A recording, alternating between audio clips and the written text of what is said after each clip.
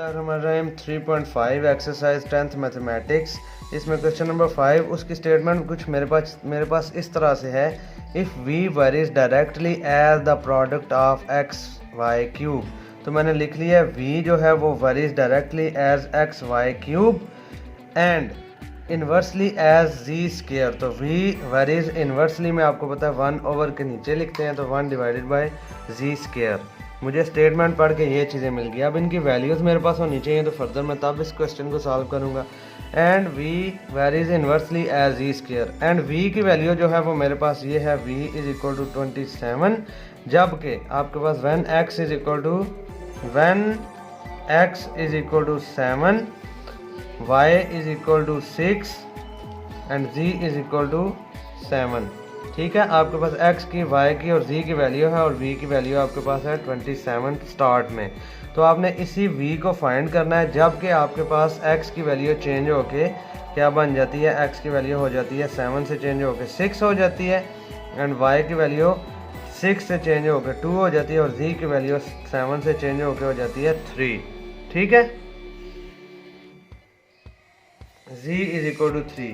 तो अब यहाँ से जो मुझे स्टेटमेंट से मिले थे दोनों रिलेशन, उनको दोनों को मैं जब मिला के लिखूंगा तो मैं यहाँ पे लिखता हूँ, इनको कंपेयर कर लेंगे, कंपेयरिंग बोथ रिलेशन। तो दोनों रिलेशन को कंपेयर करूँगा, तो इस रिलेशन के एक साइड पे देखें आपके पास क्या आ रहा है, v आ रहा है दोनों साइडों पे, तो हम इसको v को एक बार यूज़ कर लेते हैं। तो यहाँ पे रिलेशन, तो ये वाला और ये वाला आपस में जब मल्टीप्लाई होगा, बेशक इनको पहले रिलेशन ख़त्म करके कांस्टेंट ले आए तो फिर कर लें।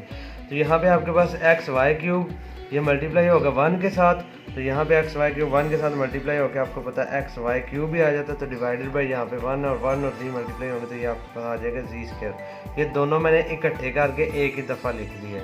ठीक है, तो अब यहाँ पे हम क्या करेंगे, इसमें ये वाला रिलेशन सबसे पहले ख़त्म करना है। तो v is equal to relation ख़त्म करेंगे प्रोपोर्शनल, तो यहाँ पे कांस्टेंट आ गया k इंटू हमारे पास आ गया x y cube divided by z square. ठीक है, x y cube divided by z square. अब यहाँ पे गौर करें तो इधर से मेरे पास k की वैल्यू कोई नहीं है, बाकी फर्स्ट टर्म है, यानी इस केस में मेरे पास उसने v की भी दी हुई है, यहाँ पे पुट हो जाएगी x की भी, y की भी और z की भी। तो हम वैल्यू सारी पुट करेंगे, तो k की नहीं होगी तो हम k की वैल्यू फाइंड करेंगे। ठीक हो गया, तो हम यहाँ पे v की वैल्यू पुट करते हैं। यहाँ पे मैं लिख देता हूँ put v is equal to 27, जो भी मेरे पास वैल्यू है, x is equal to 7, y is equal to 6 and z is equal to 7। तो यहाँ पे वैल्यूज पुट करेंगे, तो v की वैल्यू मेरे पास आ गई 27, that is equal to k into x की वैल्यू है मेरे पास 7 सॉरी, x की वैल्यू 7 मल्टीप्लाइड बाय y की वैल्यू है मेरे पास 6, तो 6 का मेरे पास आ गया क्यूब। ठीक है, डिवाइडेड बाय यहाँ पे z का मेरे पास स्क्वायर है, तो z की वैल्यू 7 है, तो 7 का मेरे पास आ जाता है स्क्वायर। ठीक है, अब फर्दर हम यहाँ पे इनको सॉल्व कर लेते हैं। तो 27 इज इक्वल टू यहाँ पे k इंटू इधर 7, 6 का क्यूब है जो वो आपके पास, मैं यहाँ कैलकुलेटर से करके बता देता हूँ, 6 मल्टीप्लाई बाई 6 मल्टीप्लाई बाई 6, ये आपके पास होता है 216। बेशक इसको रफ में ऐसे कर लीजिएगा, 6 मल्टीप्लाई बाई 6 मल्टीप्लाई बाई 6, इनको बेशक आप इस तरह से कर लें। तो यहाँ पे 7 मल्टीप्लाइड बाई ये आपके पास आ गया 216 डिवाइडेड बाई यहाँ पे 7 का स्क्वायर आपके पास आ जाता है 49। ठीक है, तो यहाँ पे अब गौर करके देखें तो मेरे पास 7 1 था एंड 7 7 था, जैसे कि ये वाला 7 इसके एक स्क्वायर के साथ कट गए, तो बाकी जो मेरे पास बचेगा वो बचेगा 27 इज इक्वल टू यहाँ पे k इंटू इधर मेरे पास आ गया 216 डिवाइडेड बाय 7। अच्छा जी, अच्छा यहाँ पे 27 है इज इक्वल टू k, ये 216 इसके साथ मल्टीप्लाई हो रहा है, 21 डिवाइडेड बाय 7 उस तरफ आएगा, तो ये इसके साथ मल्टीप्लाई हो रहा है, इधर आएगा तो डिवाइड होगा। डिवाइड में पहले ये फ्रैक्शन है, तो मैंने पहले भी आपको ये चीज़ समझाई हुई है, तो फ्रैक्शन जब उस तरफ जाता है तो वो उल्ट हो जाता है। तो 27 मल्टीप्लाइड बाई ये 7 पहले डिनोमिनेटर, तो अब 7 ऊपर आ गया, 216 नीचे चला जाएगा, तो 7 डिवाइडेड बाई 216, तो यहाँ पे इज इक्वल टू k।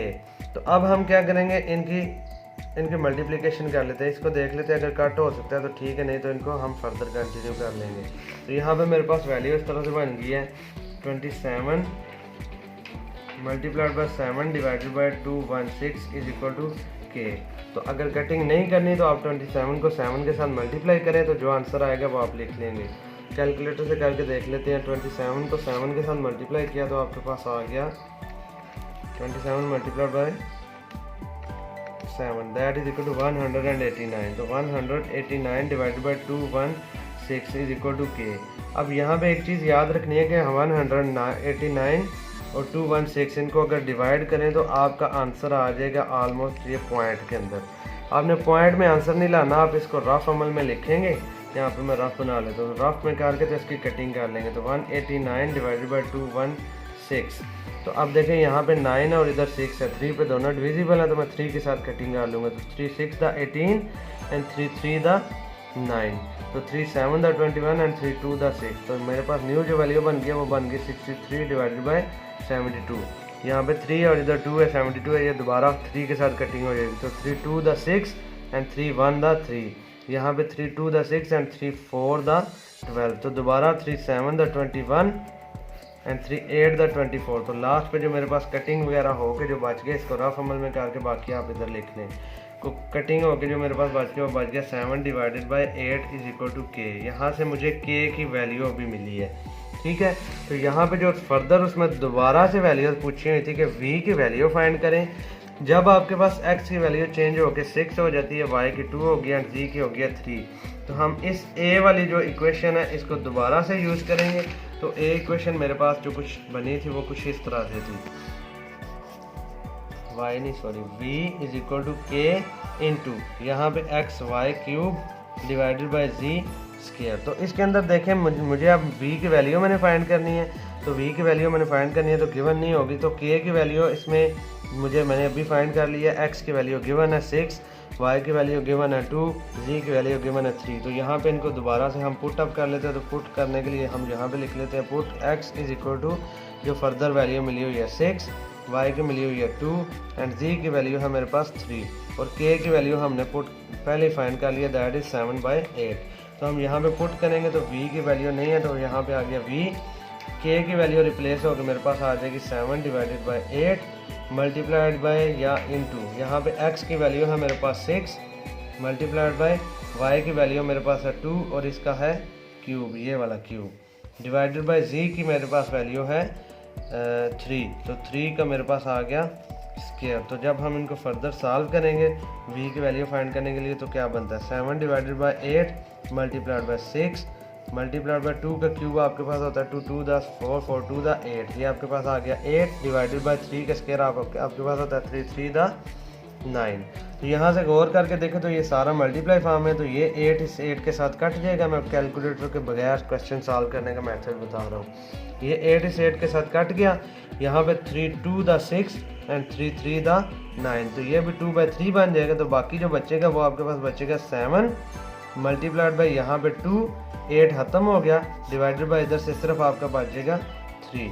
तो इधर से आपके पास आ गया v is equal to 7 to the 14 divided by 3। देख लें 14 डिवाइडेड बाई 3 अगर कट हो सकता है तो ठीक है, अदरवाइज वे ये आपका v का आंसर है।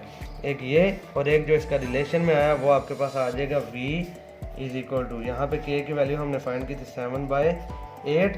बाकी आपके पास वही वाले variables x y cube divided by z square. तो यहाँ पे आपके पास आंसर आ गया 14 डिवाइडेड बाई 3। तो इसका आंसर चेक कर लेते हैं। सो 3.5 क्वेश्चन नंबर 5, 3.5 क्वेश्चन नंबर 5 का आपके पास आंसर है जी